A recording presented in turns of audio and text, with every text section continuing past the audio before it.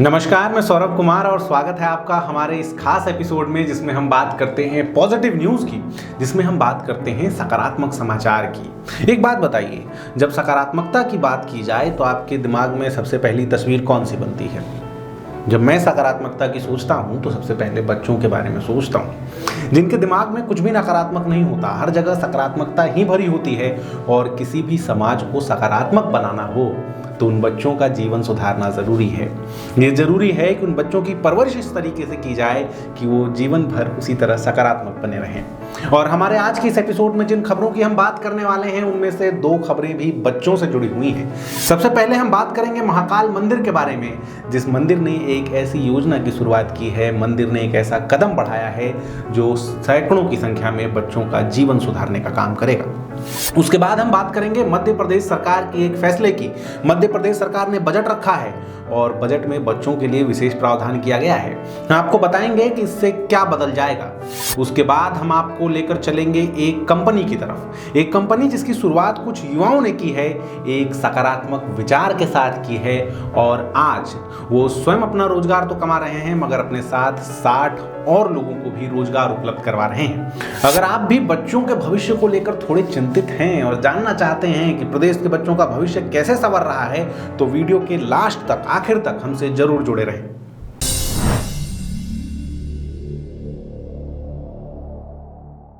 चलिए सबसे पहले महाकाल मंदिर ट्रस्ट की बात करते हैं।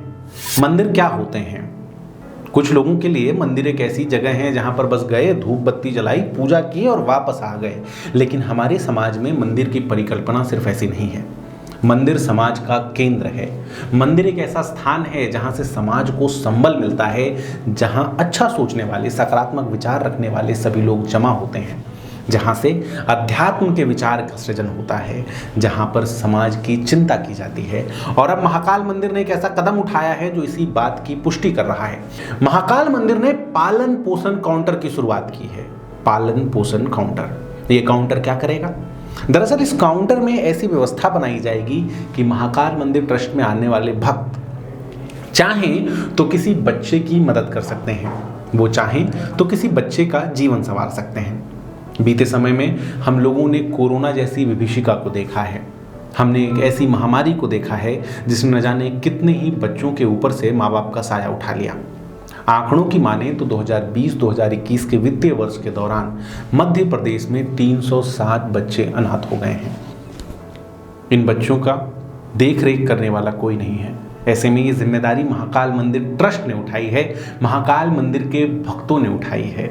बाबा महाकाल की कृपा से अब इन बच्चों की चिंता की जा सकेगी। महाकाल मंदिर ने पालन पोषण काउंटर के अंतर्गत अगर कोई भक्त किसी बच्चे की जिम्मेदारी लेना चाहता है तो इस काउंटर में 24,000 रुपये देकर वो एक बच्चे को गोद ले सकता है। इन 24,000 रुपयों से उस बच्चे की पढ़ाई लिखाई की व्यवस्था की जाएगी। ये व्यवस्था की जाएगी कि उस बच्चे को अच्छा पोषण मिल सके। ये को प्रयास किए जाएंगे कि उस बच्चे का भविष्य सुधारा जा सके। जब बच्चों का भविष्य सुधारने की बात हो या बात प्रदेश का, देश का भविष्य संवारने की हो तो सबसे पहले युवा जनसंख्या को संवारना जरूरी है। सबसे पहले ये चिंता करने की आवश्यकता है कि सारे लाभ उन तक पहुंचे। सरकार उनके लिए जो करना चाहती है उसका सीधा फायदा उन बच्चों को मिले और इस दिशा में मध्य प्रदेश सरकार ने बड़ा कदम उठाया है।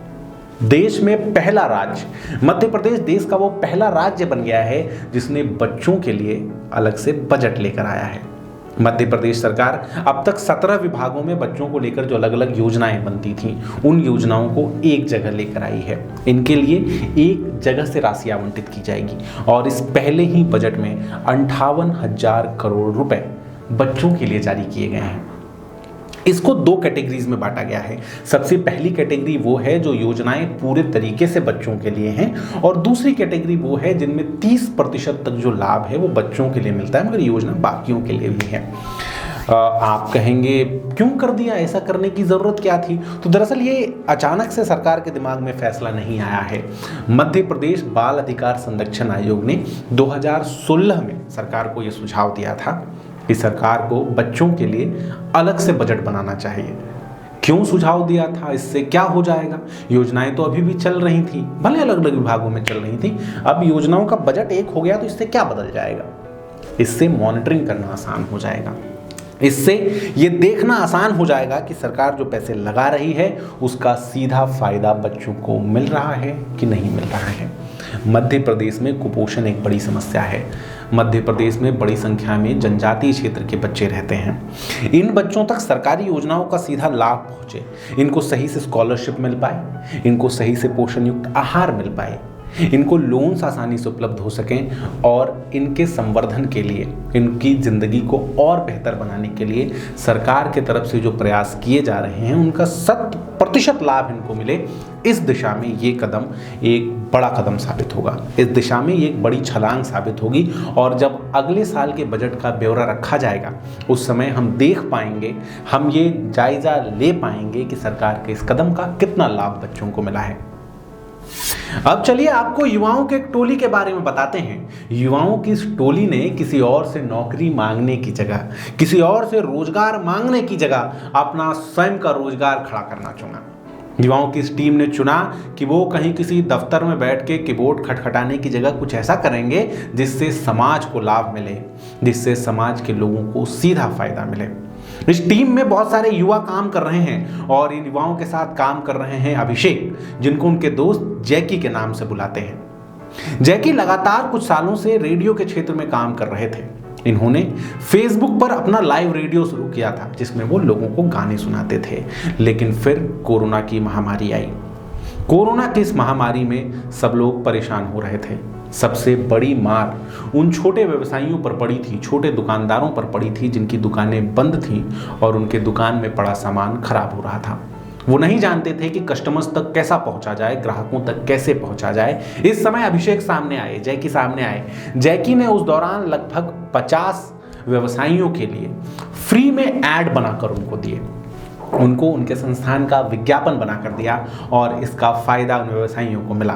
दुकानें बंद थी मगर फिर भी ऑनलाइन माध्यमों से उनके दुकानों की बिक्री हुई और यहीं से जैकी के दिमाग में ये आइडिया आया कि क्यों नहीं विज्ञापन बनाए जाएं, क्यों नहीं दूसरों के लिए कंटेंट बनाया जाए। और जैकी ने अपने साथ एक और युवाओं की टीम जोड़ी। ऐसे युवाओं की टीम जोड़ी जो कुछ क्रिएटिव काम करना चाहते थे, जो कुछ नया करना चाहते थे। और आज जैकी की ये टीम 60 लोगों तक बढ़ चुकी है। जैकी ऐड बनाते हैं, जैकी एनिमेशंस बनाते हैं और इसे उन लोगों तक पहुंचाते हैं जिन्हें इनकी ज़रूरत है। आज के समय में जैकी की ये 60 लोगों की टीम हर महीने 30 से ज़्यादा व्यवसायियों की मदद करती है। उनकी मदद करती है ताकि वो अपने ग्राहकों तक पहुंच पाएं और इसके साथ ही जैकी का ये संस्थान लगातार बढ़ रहा है। हम भी आपसे ये उम्मीद करते हैं कि अगर आप भी युवा हैं, कुछ क्रिएटिव करना चाहते हैं तो कहीं और नौकरी ढूंढने की जगह ये प्रयास करेंगे कि आप अपना स्वयं का कार्य शुरू करें।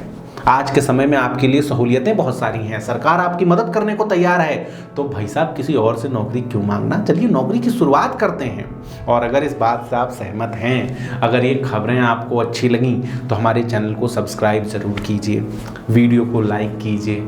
अगर आपके आसपास में भी कोई कुछ अच्छा काम कर रहा है तो वीडियो पर हमें कमेंट करके बताइए, हम उनसे भी बात करने की कोशिश करेंगे।